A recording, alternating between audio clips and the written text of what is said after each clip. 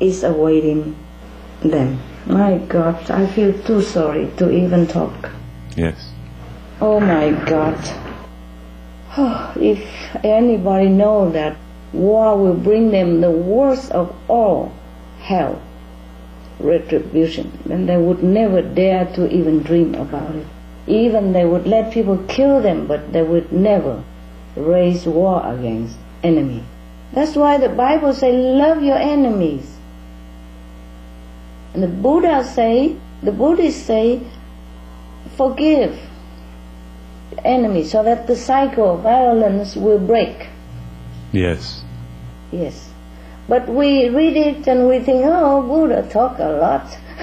Jesus, what is he talking about? You know, it's not like that. And even people, sometimes they misunderstand the Prophet as well, you know.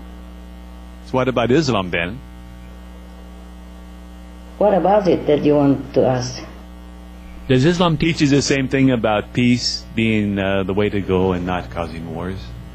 Yes. Normally Islam is the religion of peace, yes. But during the time of Prophet Muhammad, peace be upon him, the government and the power of that time harassing him to no end and harassing his disciple. And sometimes they even kill the disciples, and the master has to hide and all that. And many disciples also die during the course of running or maybe defending. You know, what can they defend anyway? They have no weapons, they have only their body and their faith. But sometimes they have to use it in order to shield their other brothers and sisters or their families, or shield even the prophet. So the prophet would say, whoever die to protect, you know, the truth, meaning Islam at that time, when the master is still alive, will go to heaven. And that is absolutely correct. But the prophet never teach anyone to go out taking sword or any physical power to inflict violence or suffering on any other human being. Yes, Master.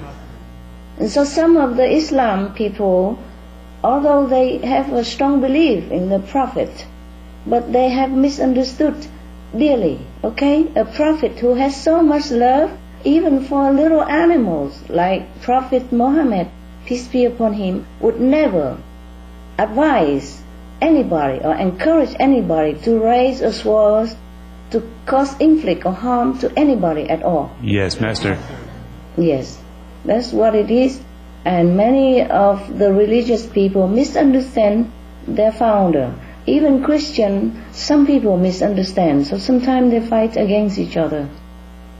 Or maybe other religions that we don't know of, or we do know of. Sometimes for the love of ideology, they fight against each other. The love is okay, but the fight is not. Okay? None of the prophets encourage or promote any violence or any war in all the scriptures that we know. Okay? Yeah. Yes, Master. Yes, Master. Thank you. Thank you, Master. You're welcome, love. Hi, Master. Hi. Thank you for joining us today. Thank you. Thanks to the scroll that you kindly advised us to air on Supreme Master TV about meditation, we realized that meditation on the light and sound has been in almost every religious order. How come nowadays most of them have lost this tradition? Yes, because there is no enlightened master to tell them anymore. During all of these religious discourses, the master was still alive, and the master was expounding on this same truth and teaching the disciples to realize this truth also in reality, practically, not just theory. And after master is gone, there's no enlightenment with the people who read these scriptures, and they just interpret it the way they can understand, the best they understand. So there's a lot of misunderstanding. And the tradition, normally the light and sound has to be imparted through a living master. You know that, right? Yeah. Yes, Master. is not through any written theory or hundreds of thousands of scriptures or books anywhere at all, but it has to be through the Master.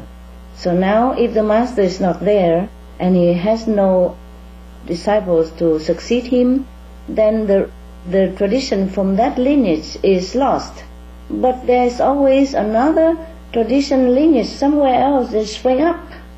But then the people who keep following just the doctrine left over and don't go and look for the Master elsewhere. You see?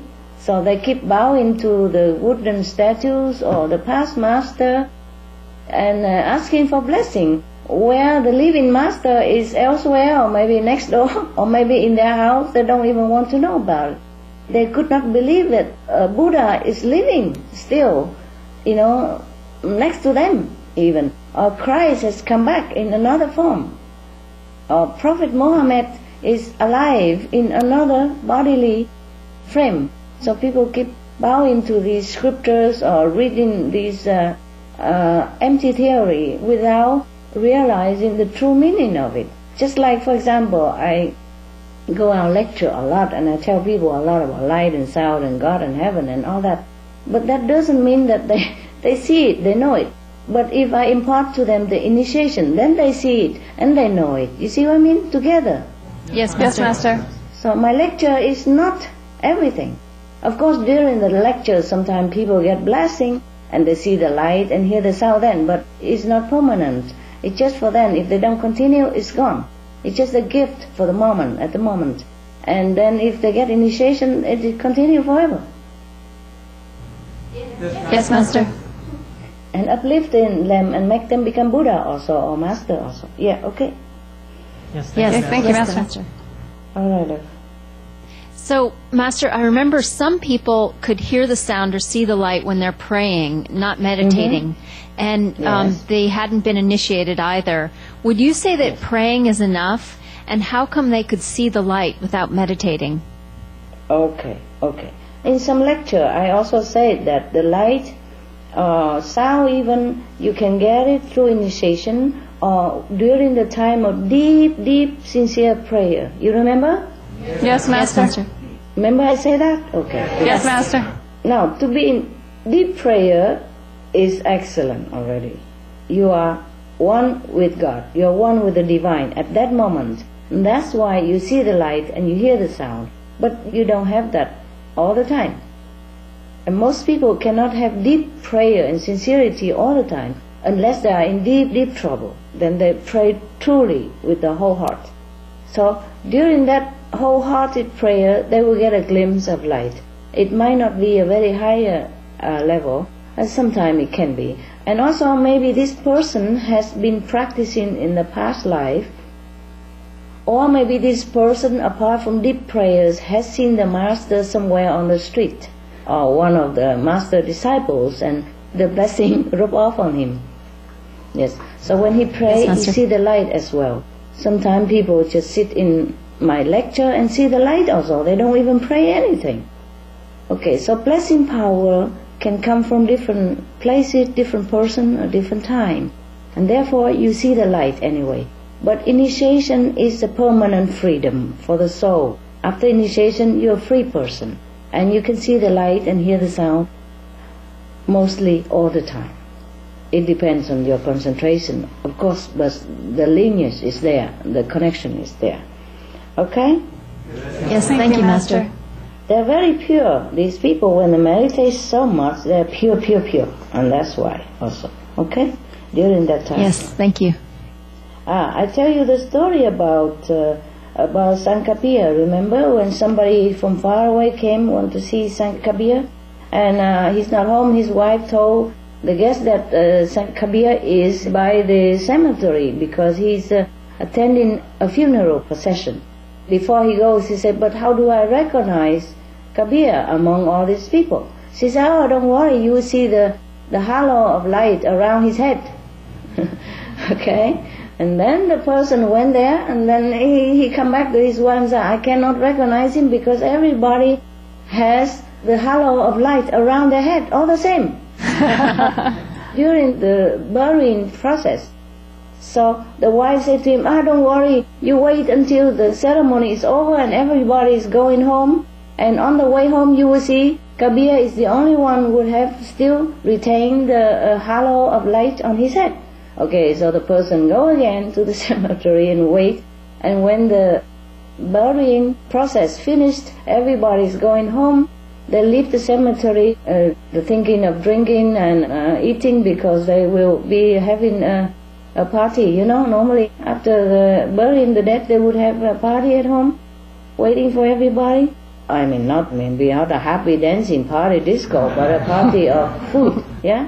Yes, Master. Yes, Master. So the person waiting, and when everybody is going on the way home, they are thinking of food and drink waiting for them, and Kabir is the only one that doesn't think about that. And he's still with God, thinking of God, so his head is still having the halo. So that's how he know that's Kabir. So he came and greeted him and asked him a spiritual question, etc., etc. Remember now the story? Yes, Master. Okay, good. So, are you happy now? Yes, thank you, Master. Okay, good.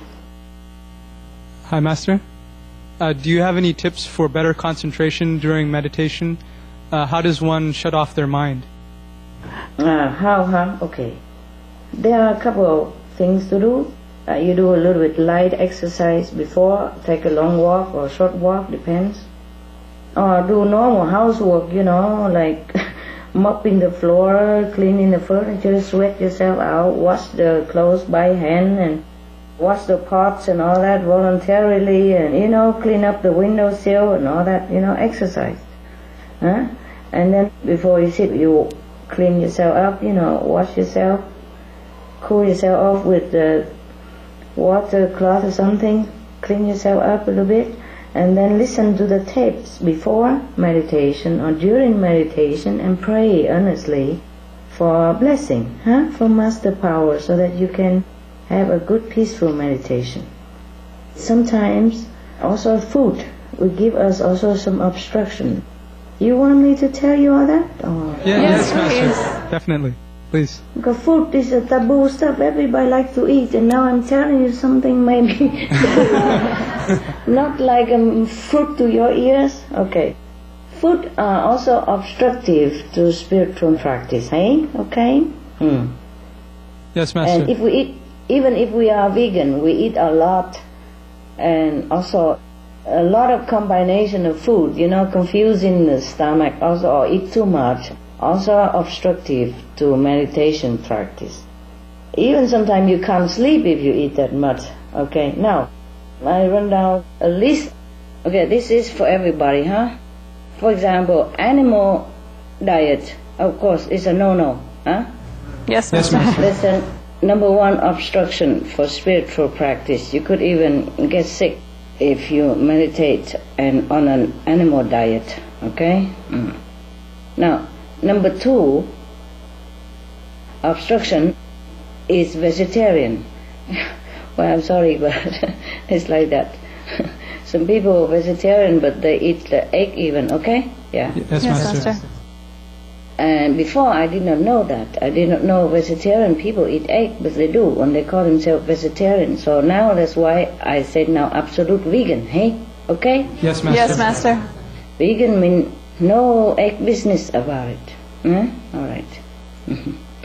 So no more misunderstanding. Now, number three obstruction, I'm just running from the worst to the best, okay? Yeah. Now, number three is cook vegan food. It's heavier, okay? It's heavy. Animal, of course, is the heaviest, and then vegetarian, number two, heavy. Number three is vegan cooked food. Number four is vegan raw. Number five is fruitarian. Number six is liquidarian. Number seven, waterian. Number eight, you know what already, solar, breatharian, pranarian, or manarian. Yeah? Okay? Yes, Master. Yes, Master.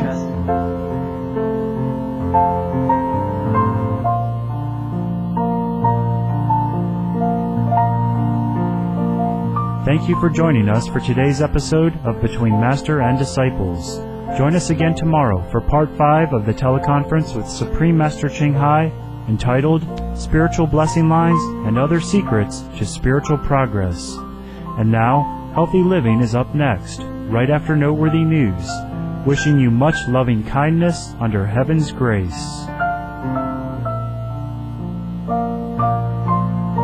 Supreme Master Ching Hai's lectures are not a complete meditation instruction. Please do not try alone. For free of charge guidance, please visit www.healthyliving.org.